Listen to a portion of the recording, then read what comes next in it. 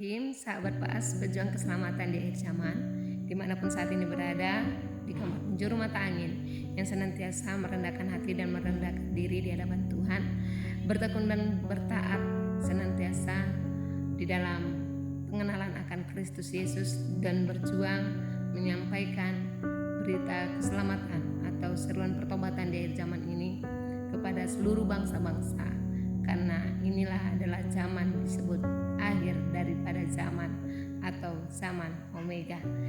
Saudara-saudariku yang terkasih, saat ini saya sedang berada di kebun, di mana tempat ini sebagai tempat kita bercocok tanam untuk survive atau berjuang hidup di akhir zaman ini. Dan di tangan saya saat ini sudah ada sebakul buncis yang merupakan hasil kebun yang tidak banyak ya, saya tanam hanya sekitar 10 sampai 11 batang. Ini ada di belakang saya ini tidak banyak, hanya 10 sampai sekitar 11 batang, 11 pokok, tapi Tuhan selalu berkati. Dan ini adalah panen kesekian kalinya. Haleluya, saya bersyukur. Dan saat ini sebelum saya mau sharing dan bersaksi kepada kita semua, izinkan saya terlebih dahulu menyapa ketiga pribadi ilahi yang sudah ada di tengah-tengah dunia di zaman ini, yang memakai tubuh casing manusia yang terekselen dan rendah hati. Shalom, shalom Elohim kepada Roh Bapa Surgawi, Bapa Yahweh, Bapa Yesua Masya Elohim yang memakai tubuh casing, Bapa Iman Lahagu. Salam hormat, kasih, damai sejahtera di dalam nama Tuhan Yesus Kristus. Dan shalom Elohim juga kepada Pangeran Ilahi, King of the Kings, Jesus Christ, Alpha dan Omega, sumber terang sejati dan merupakan wujud Allah itu sendiri yang tertulis dalam Ibrani 1 ayat 3, yang memakai tubuh casing yang terekselen, yaitu Saudara Aditya Nugrahanto. Salam hormat, kasih, damai sejahtera di dalam nama Tuhan Yesus Kristus. Dan shalom Elohim juga kepada mempelai yang cantik, elok, mempesona dan terekselen, pribadi Roh Kudus itu sendiri yang memakai tubuh casing, Ibunda Faye Hamdani. Salam kasih, damai sejahtera, sukacita di dalam nama Tuhan Yesus Kristus. Haleluya. Saat ini saudara-saudariku yang terkasih di dalam nama Tuhan Yesus Kristus, saya diingatkan bagaimana untuk mengajak kita semua yang ada dimanapun saat ini berada di masa akhir zaman ini, di mana zaman yang sedang tidak baik-baik saja, untuk kembali ke alam atau back to nature. Karena apa? Karena saat ini zaman bukan yang sedang baik-baik saja. Saat ini di dalam penggenapan firman Tuhan, Mazmur 2 ayat 2 dikatakan bahwa semua raja-raja, bahkan penguasa-penguasa di dunia sedang bermufakat untuk sedang melawan Tuhan saat ini. Dan itu dituliskan sudah berapa abad yang lalu, berapa tahun yang lalu, ribuan tahun yang lalu. Tetapi kapankah penggenapannya? Inilah saat penggenapannya. Kita lihat di sekeliling kita, kita lihat bagaimana pemimpin-pemimpin kita, bahkan raja-raja setiap bangsa-bangsa sedang bermufakat, bekerja sama, berkolaborasi untuk menentang Tuhan. Mereka menjadikan diri mereka seperti Tuhan, sehingga mengiring bangsa-bangsa tidak lagi mencari Tuhan, tidak lagi menjadi orang yang takut akan Tuhan, tetapi mereka mengontrol dan menguasai untuk menyembah AI atau patung Dajjal tersebut. Dan bangsa-bangsa tidak lagi ingat kepada Tuhan, mengandalkan kuasa Tuhan, tetapi mengandalkan apa? Mengandalkan sistem. Saudara-saudariku, saat ini saya mau mengajak kita kembali untuk hidup, bertahan hidup di akhir zaman ini dengan bekerja di ladang Tuhan.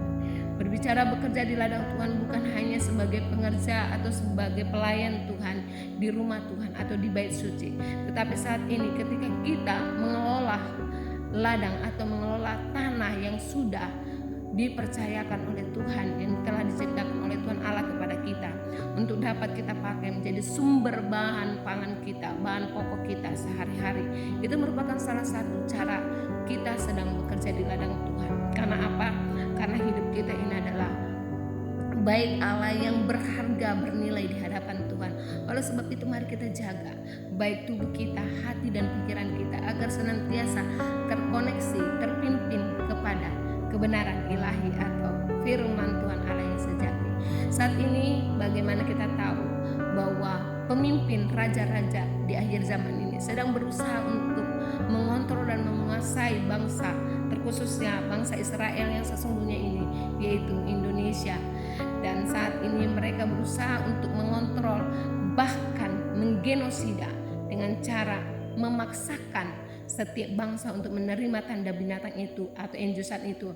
Dengan demikian mereka dengan memakai sistem atau memakai jaringan internet itu, mereka sudah bisa mengontrol kemanapun kita pergi, apapun yang kita kerjakan, apapun yang kita lakukan, mereka bisa mengontrol kita, saudara-saudariku. Inilah alasan kenapa pemimpin-pemimpin atau raja-raja di seluruh dunia sedang bermufakat untuk berusaha mengontrol setiap umat Tuhan, sehingga tidak lagi mencari Tuhan di akhir zaman ini. Dan mereka juga saat ini di akhir zaman ini sedang berusaha untuk menggenosida melalui apa? Makanan, melalui obat-obatan, bahkan melalui chemtrail atau udara yang diracuni, baik melalui minuman, bahkan apalagi yang sedang saat ini terjadi, mereka berusaha untuk mengontrol melalui yang namanya digital ID, di mana setiap orang akan dikontrol atau digiring untuk menerima digital ID ini, sehingga apapun yang kita lakukan tanpa digital ID ini, kita tidak akan bertahan hidup di dunia ini. Kita tidak akan sanggup bertahan hidup di akhir zaman ini. Karena apa?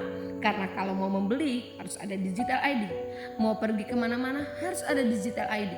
Ingin mendapat bansos juga ke depan yang diiming-imingkan, yang akan diperoleh setiap orang dengan senilai 5,4 juta akan harus melalui pemakaian digital ID ini.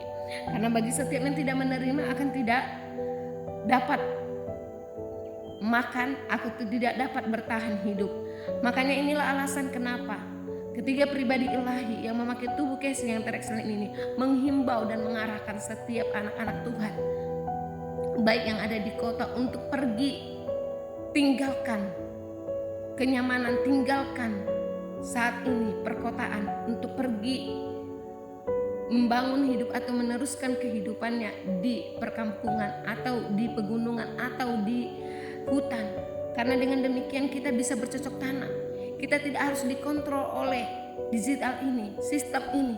Tanpa sistem kita bisa bertahan hidup, kita bisa berternak, kita bisa bercocok tanam. Supaya apa? Supaya kita dapat bertahan hidup.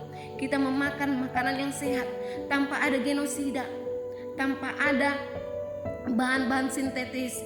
Yang karena dengan demikian kita bisa menjaga baik Allah, yaitu tubuh kita ini, untuk menjadi tetap kuat dan sehat sampai waktunya Tuhan untuk mengubah semuanya. Sebab ini harus terjadi. Firman Tuhan berkata, ini memang harus terjadi, di mana iblis melalui antek-anteknya, yaitu elit gembel, diizinkan berkuasa untuk beberapa saat.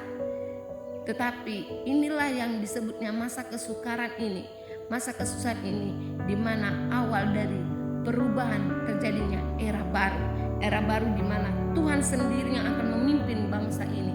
Tuhan sendiri yang akan membawa kita kemana Tuhan kehendaki, kemana maunya Tuhan, sehingga kita tidak lagi ditindas, kita tidak lagi dikungkung, kita tidak lagi ditawan, kita tidak lagi diikat oleh pekerjaan kuasa-kuasa kegelapan, pemerintah-pemerintah dan penghulu-penghulu, penguasa-penguasa di dunia yang jahat dan gelap ini. Sebab dia sendiri yang nanti akan menjadi Allah kita yang memimpin bangsa Israel ini keluar dari tanah Mesir, keluar dari penjajahan dan masuk ke tanah perjanjiannya, itu Gunung Sionnya Tuhan Allah.